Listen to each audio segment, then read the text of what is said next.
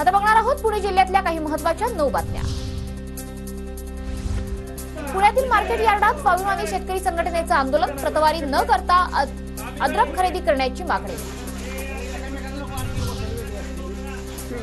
पुण्यात खडकवासला धरण साखळीत 4ही धरणांच्या पाणलोट क्षेत्रात दमदार पाऊस।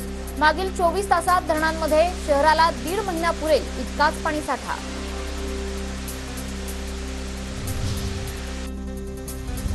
पुणे शहराला पाणी पुरवठा करणारं खडकवासला धरण 95% भरलं। धरणातून 8000 क्युसेकनं पाण्याचा विसर्ग सुरू।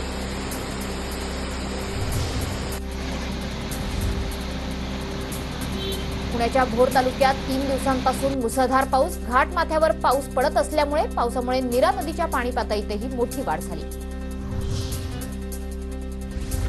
पुणे जिल्ह्यात बिबट्यांच्या संख्येत दिवसेंदिवस वाढ। गुजरातमधील जामनगर इथे वनतारा या वन्य प्राण्यांची काळजी घेणाऱ्या प्रकल्पास किंवा इतर केंद्रांना बिबटे द्यावेत, पालकमंत्री अजित पवारांच्या प्रशासनाला सूचना।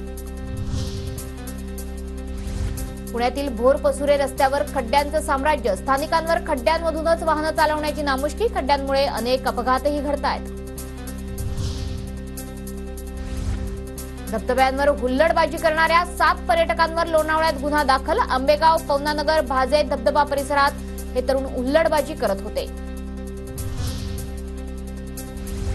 पुण्यात लाडकी बहीण योजनेसाठी 4,92,000 अर्ज दाखल। 3 जुलैपासून आजपर्यंत हे अर्ज भरण्यात आले। पिंपरी चिंचवड महापालिकेकडून गेल्या वर्षी विविध पदांसाठी नोकर भरती। यापैकी निवड झालेल्या 139 उमेदवारांचा नोकरीसाठी मात्र नकार।